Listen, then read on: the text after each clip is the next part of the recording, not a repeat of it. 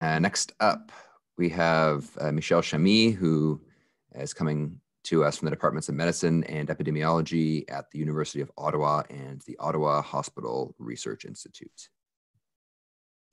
Hi, everyone. Thank you so much for inviting me. Let me just move to my slides. 1 second. This is not happy with me. There we go. Okay, can everyone see that? Is that all right? You can hear me okay? Thank you so much again for accepting our abstract this morning.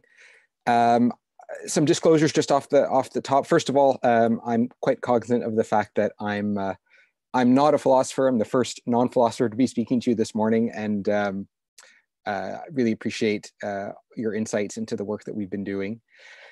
I have no industry funding. I have been fortunate to have been funded by a number of different agencies, and I have roles in various trials. And because this work that we're going to be talking about relates to the ethical justification of randomized trials, I think that's important to recognize. And because I also wear clinical hats, and I'm going to be talking a bit about clinical care, at least to provide examples for the problem that I'm outlining today. Again, important to recognize that I have roles on guideline committees, et cetera, at the national level. Probably the most important disclosure is to recognize that while I'm doing the presenting, this is really work on behalf of a team of individuals without whom we couldn't have done this project. So Brian Dewar is a librarian by training and has been a member of my team for 2 years. And Mark Fedek is a philosopher of science now at UC Davis, who has been an instrumental friend and mentor throughout all of this. So just as background, I think most of you will be familiar with this, but in contemporary medical epistemology, there's a set of assertions that are commonly referred to as evidence-based medicine, in which randomized controlled trials are privileged as the form of research best suited to determine the relative efficacy of treatments for specific diseases. And despite the fact that RCTs are being done around the world, thousands are being done right now, hundreds just for COVID-19 related treatments, and that hundreds of thousands, if not millions of patients are being enrolled in these trials, a core set of central questions remain largely unanswered. And one of these is what we're calling the evidential problem. So prior to conducting an RCT, what should be known about the treatments being compared, and how should that knowledge be acquired? So to better flush this out a little bit, so RCTs, randomized trials, involve identifying patients with a certain diagnosis and then randomly assigning to them one of a set of treatments to determine the relative ability of these treatments to achieve a particular endpoint. And it's generally accepted that physicians owe their patients a fiduciary duty to provide them with the best possible care. And so the act of randomization may conflict with this duty in that it entails the possibility that patients are assigned ultimately the inferior treatment. So generally speaking, most physicians seem to be of the opinion that their fiduciary duty can still be discharged as long as they are not aware a priori whether the treatment to which that patient has been assigned is the inferior one. So how are physicians supposed to determine whether a given comparison between two treatments has already been sufficiently informed by available knowledge to render it scientifically unnecessary and hence ethically unjustified? What kind or kinds of knowledge, meaning acquired in what manner, is to be privileged, and how reliable ought that knowledge to be to decide whether a given comparison is or is not justified? So on the broadest level, this evidential problem brings to light the way that a core set of scientific questions underpin the ethical justification of clinical trials. And as we and many others have written, a trial that is not scientifically sound cannot be ethically justified, though a trial may be unethical for many reasons that go beyond the evidential problem. So in this paper, what I will present to you is some novel empirical data on the evidential problem, which I think illustrates the following thesis, that a heterogeneous and at times contradictory group of answers have been offered to address the evidential problem. And this heterogeneity causes additional problems of fairness and transparency, that have direct practical implications for the conduct of RCTs. Fairness requires that some ethical reasons do in fact justify any trial that patients participate in, and ideally that these reasons be as uniform and universal as possible. And transparency would require that these reasons be clearly stated for physicians, researchers, regulators, and indeed patients to be aware of. And as I think we'll show, this is not the case at present. So obviously I want to acknowledge the fact that we're just going to be looking at a very small portion of this problem, and I can't possibly address all of the layers of the literature on this topic, but I'm going to give you an illustrative case that I think will help to guide us through considering some of what has been said on this topic in the past.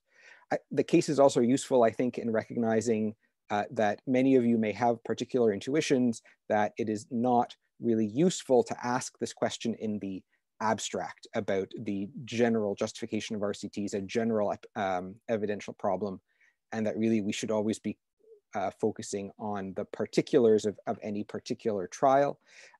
I think obviously the particulars are important, but I do still have a hope that we could come up with some kind of a structure that could help physicians and regulators and researchers to identify the relevant particulars in any specific case and work through them, as you said, in a transparent and standardizable manner.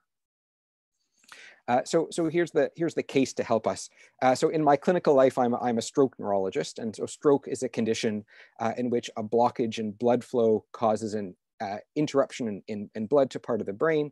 Part of the brain stops working. People develop symptoms like loss of ability to speak, loss of ability to move one side of the body.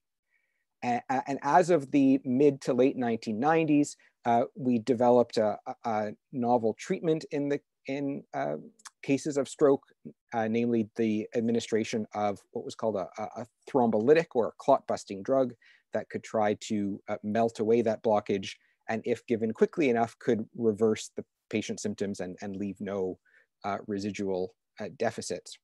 But thrombolysis isn't available to all patients. Not all patients are eligible, and it doesn't always work. And so by the early first decade of the 21st century, another treatment was being developed, and that's what you see in the illustration here, the idea of what's called endovascular thrombectomy, EVT, that using wires you could advance into the brain to deploy various kinds of mechanical devices. This one is called a stent retriever, so kind of a wire mesh that would integrate into the clot that's causing the patient's symptoms, and that upon being withdrawn would remove the blockage, and similarly to the thrombolytic, resolve the causal problem.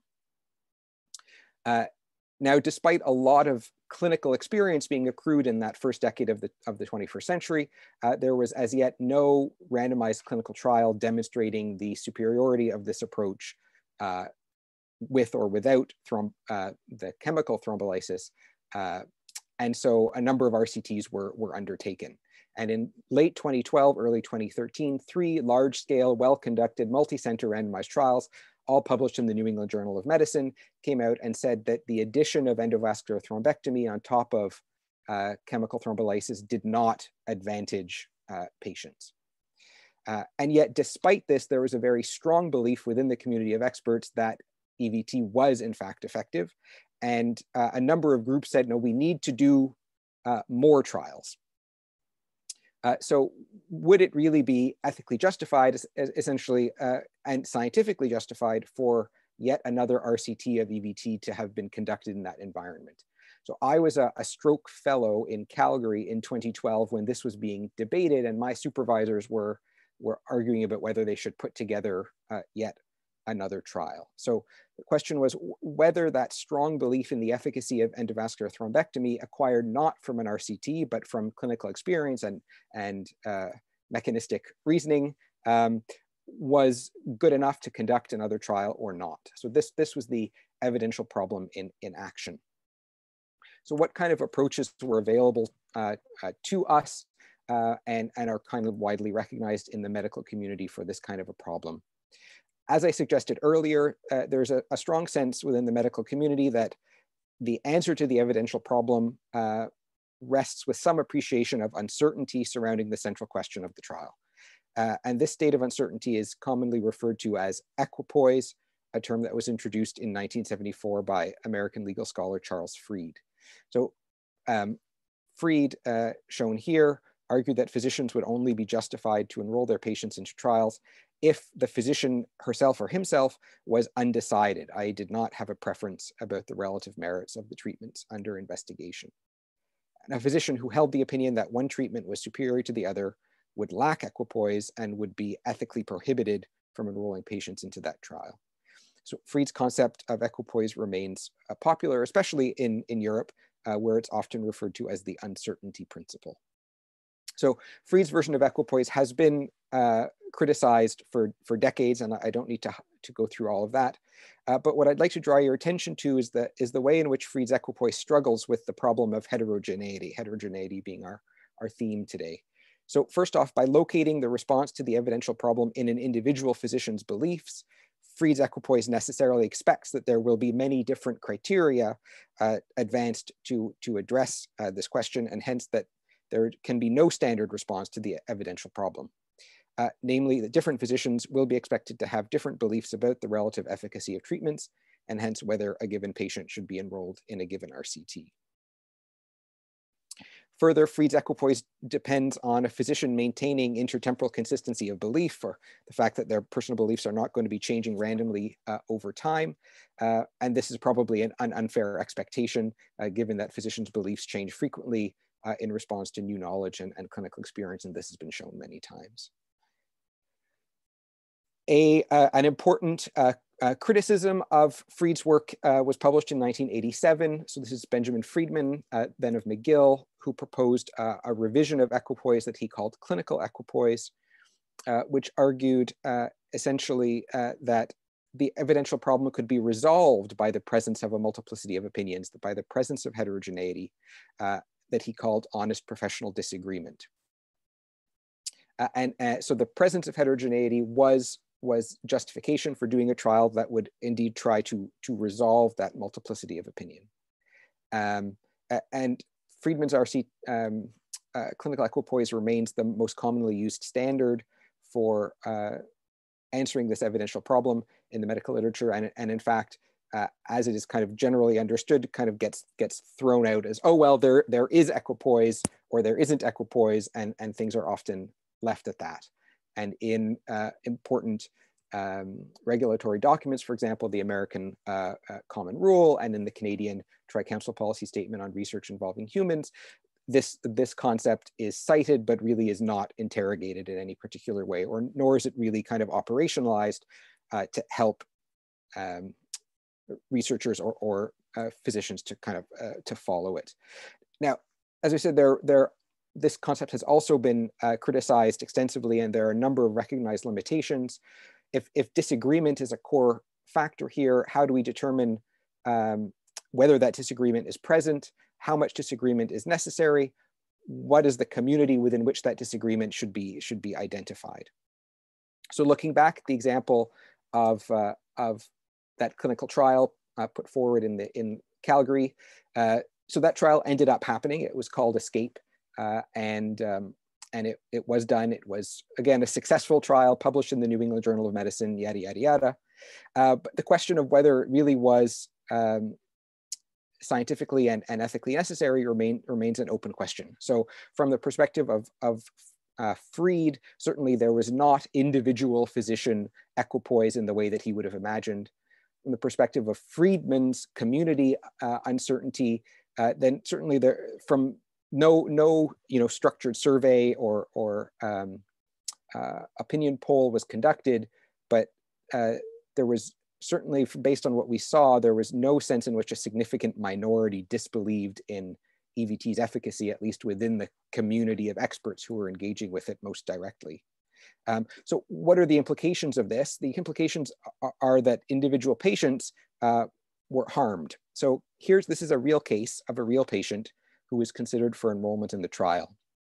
So she was a 35-year-old woman, a mother of 2, who suffered a severe stroke. And because of medication that she was taking, she would not have been considered a candidate for thrombolysis. So in the immediate stroke scenario, her options were essentially nothing or endovascular thrombectomy.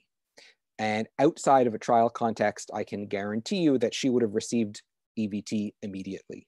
But within a trial context, she only would have had a 50% chance of getting the treatment. And so whether this patient should have been enrolled in the trial was a topic of major controversy. She was enrolled in the study. She was randomized to receive no treatment, and she died. And so I think this really is the evidential problem that writ large in terms of the consequences it has for individual patients, right? Should this patient have been randomized?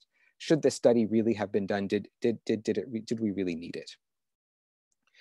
So to try to better inform our approach to this problem, we conducted a number of empirical studies trying to assess physicians' beliefs about approaches to the evidential problem. So essentially, we conducted two studies. One was a mixed methods review in which we sought to categorize all of the responses to the evidential problem, essentially reasons or descriptions of a state of knowledge that would be useful to answer this question, as identified through a thorough search of medical and paramedical literatures. And then we also conducted interviews with physicians, with bioethicists and philosophers of science, and with the chairs of what we in Canada call research ethics boards, in the United States called institutional review boards, or IRBs. And the purpose of this this survey project was not to find an answer. We did not expect that we would find an answer because it was popular, but rather to document the range of answers that are out there, to try to understand the scope of the problem, and perhaps to point us in the direction of an actionable solution. If we have a sense of where the field is, then that knowledge might be helpful for policymakers or epidemiologists, or trialists, to know how to move the field forward to achieve some kind of a better solution. So let's start with the mixed methods review. So what this consisted of was a systematic review of the literature on clinical trials, focusing on solutions offered to the evidential problem. So based on our prior work in the field, we hypothesized that there would be significant heterogeneity in the solutions offered by researchers and bioethicists and physicians, and that when key concepts like equipoise were used, they would neither be used with a singular meaning nor used to express just a single justifying concept. In accordance with standard guidelines in this field, we conducted a systematic search of the literature to identify all articles that included phrases that expressed a reason or condition under which a specific RCT or RCTs in general would be justified, such as RCTs are justified if, or RCTs are justified when, or the flip side, that they are not justified under certain circumstances. So our initial search identified over 1,700 peer-reviewed manuscripts, of which 475 were eventually included in screening. 273 were identified for extraction, and from those, 1,335 specific text excerpts were identified and analyzed. So we considered an excerpt a phrase that included that concept of RCT is justified X, Y, or Z, and we took out the whole chunk of text in which it arose. We then coded these excerpts into themes, of which we identified 16. So these are presented for you here, 16 reasons in total, 10 of which accounted for 99% of the excerpts that we identified. The most common being the uncertainty of an MD community, so very similar to that concept of clinical equipoise advanced by Friedman. But even that is the most common theme, did not exceed a quarter of the citations. Individual MD uncertainty, uncertainty not otherwise specified, evidence-based uncertainty were the other big ones. So what you can clearly see is that a number of the themes related to some assessment of uncertainty, and then that represented a significant portion of the responses. This is just really more for your reference. I know it's too small, but the top 10 reasons, each with the definitions that we assign to them for the purposes of coding and standardization, and then with an example of an excerpt that reflected that. If anybody's interested, you have that to go back to. What about this issue of equipoise? So we also looked for keywords. So as you saw on our list of themes, equipoise was not a keyword because we presumed that it would reflect a number of different concepts. We looked at equipoise, uncertainty principle, null hypothesis, etc., as keywords that could be matched to different themes.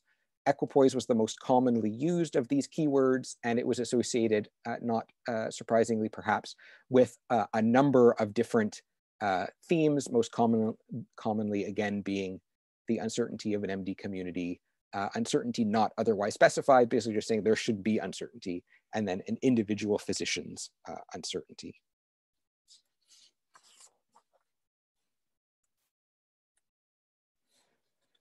Around the same time, we also conducted a series of interviews, as I said, with research ethics board chairs, philosophers of science, bioethicists, and physician researchers. We also tried to invite members of regulatory agencies like the FDA or Health Canada to complete our interview, and none of them would speak to us on the record. One of the really interesting conversations I had with someone from the FDA was the best that I could get out of them was to say, so how do you decide whether a given trial is acceptable and should be allowed to go forward? Oh, well, we know what we're doing. Great. Okay, so what is it that you do when you are arriving at that determination? Oh, well, that's our job. Of course, we know what we're doing. And we just kept going around in circles. So to our American friends, I apologize about your FDA.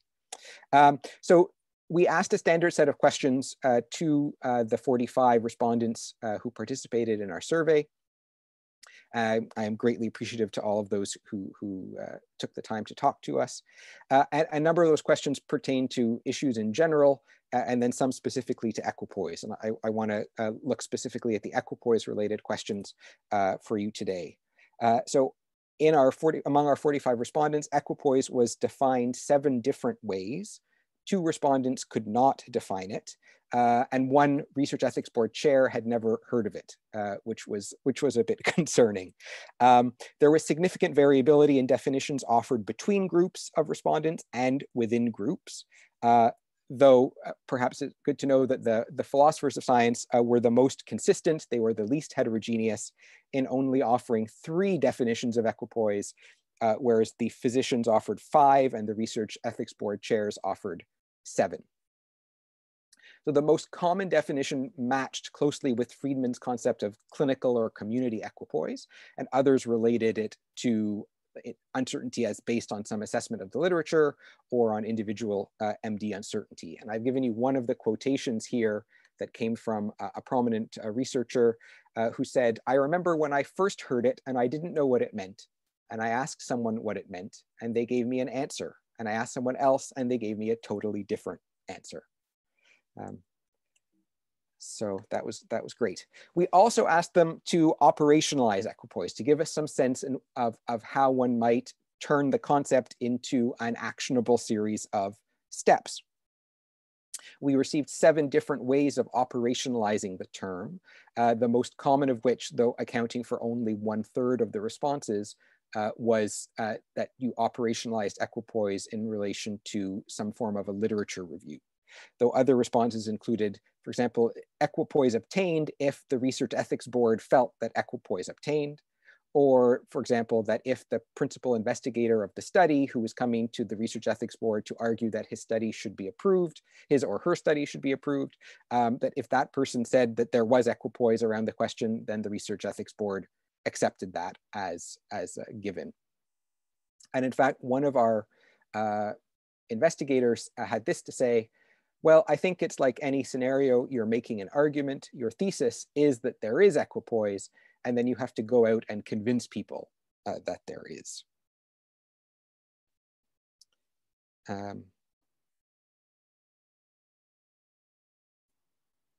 So what are some of the implications of this work? I think our 2 studies clearly demonstrated significant heterogeneity in approaches to the evidential problem of RCTs.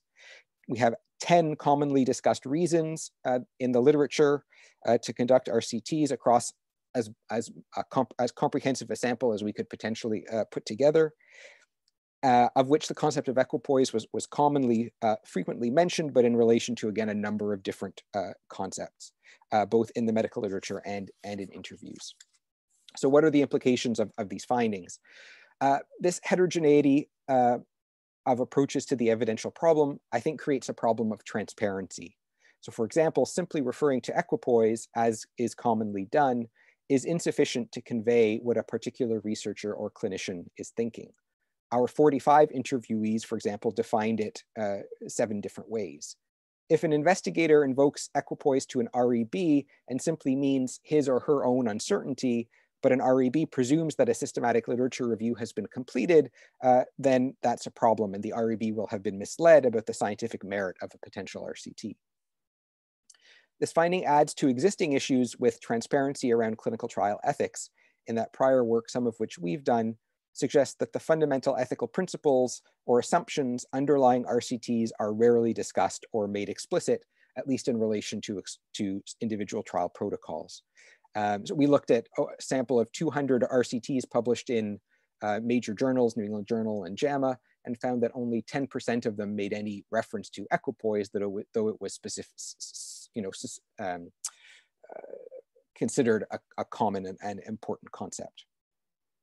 So for the sake of transparency, we suggest that physicians and clinical researchers be prepared to explicitly disclose which ethical justification they're relying upon when they state that the evidential problem has been addressed in relation to their particular trial.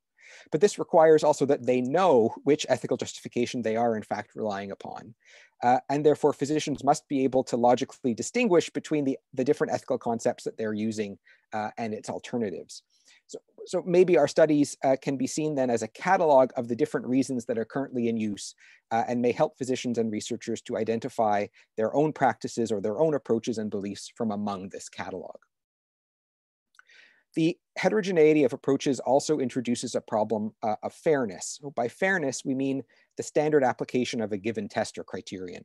So not only did we encounter multiple different criteria, but they're not equally rigorous. It is very easy to imagine a trial meeting one of the definitions of equipoise, say the uncertainty of an individual investigator, and yet being demonstrably redundant or even harmful when contextualized in relation to all prior research on that clinical question. So if no uniform criterion is being applied, how can we be sure that ethical RCTs are consistently accepted and unethical RCTs are consistently rejected? Of course, determining the ethical acceptability of a trial will depend upon the test used for the assessment, but our results also suggest that there has been little work to rigorously validate any of the various criteria put forward so far. To say that in a matter of such importance, whether patients should be enrolled into an expensive and potentially risky RCT can be adequately answered by one physician's hunch appears a step in the wrong direction.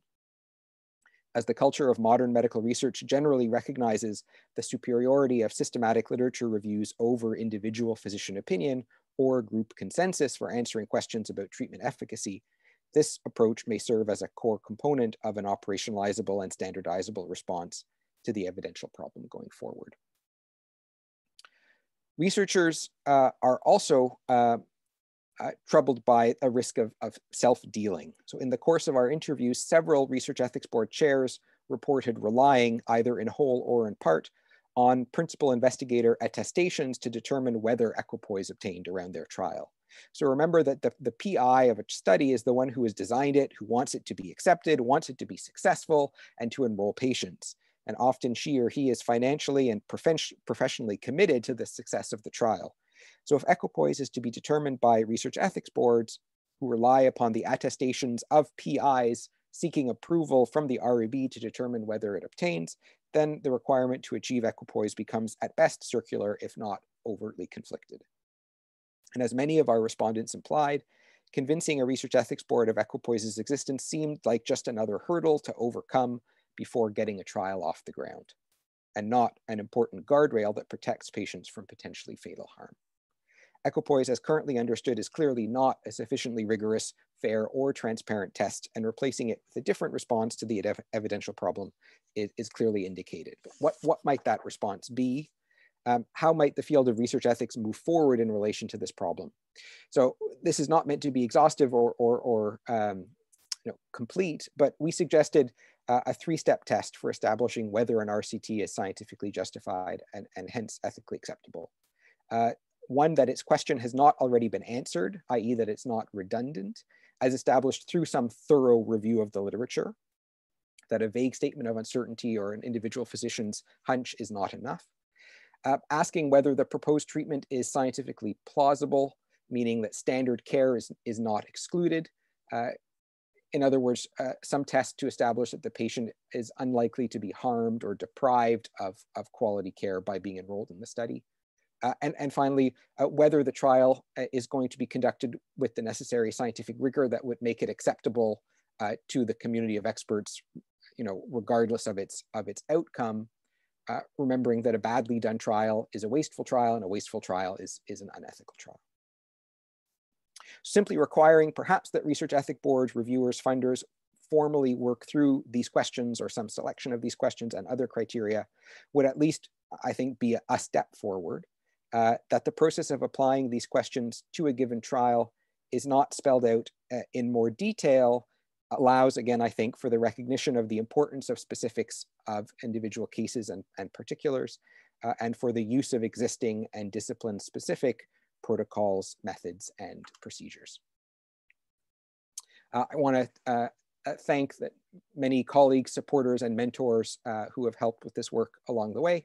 And I kindly thank you very much for your attention this morning, or afternoon, or evening, wherever you happen to be. Thank you. Thanks very much, Michel. We've run out of time, but I think we don't want to let you off the hook completely. So why don't we just allow one question? Deborah has their hand up. Hi, it's Deborah, but that's okay. Oh, sorry. So thanks. I'm entirely sympathetic to sort of the reasons why you would do this. And I did want to, if you can go back 2 slides to the sort of FAQ, yes, the 3-step test. I wanted to point out really quickly, a vague statement of uncertainty is not enough. It's actually vague, potentially, as a meta statement. But, and then additionally, a second comment, and I do have an actual question. The second comment is, I feel like your example of the woman who died is too easy. There are so many reasons why that shouldn't have happened that I feel like it actually overshoots, and it would be better to have a more difficult example. But the third one is, I feel like also potentially you all didn't actually give us your real conclusion, which all of this evidence points to. And that is, and I'm not actually saying this jokingly, we need philosophers of science and philosophically trained bioethicists on these boards literally in order to do this kind of work. I know that people are always very concerned with objectivity. In my other work, I'm a huge critic of objectivity as it's operationalized. And so it's not a replacement for actual philosophers sort of engaging. And so I wanted to know what you all thought about that. Thank you so much. Very helpful points. And I agree with you that there is certainly a need for a much larger role for well-trained philosophers of science in this process. There's also a need for much better trained physicians in philosophy of science to help to make the assumptions that are driving their work much more explicit, because they have clear implications and ramifications for patients. I mean, fundamentally, the whole process of institutional review is crap. And that is the case for a number of different reasons, that we have, in many circumstances, someone is considered an expert simply by being a physician. And clearly, the appreciation of the ethical risks which are related to the epistemic risks around these trials requires a deep appreciation of the scientific and methodological aspect of these questions. And so expecting that I can render judgment on a gastroenterological trial or an oncological trial is nonsense. So I think your point is very well taken. We need overall methodological and conceptual depth, and then we need content-specific expertise. And so whether that is reflected in much broader content-specific boards that have those 2 aspects to them, to avoid duplication and redundancy in these systems, that would be a very interesting way to move forward. So thank you very much. Okay, great. So that's all the time we have for questions. So thanks again to Michel. Thank you.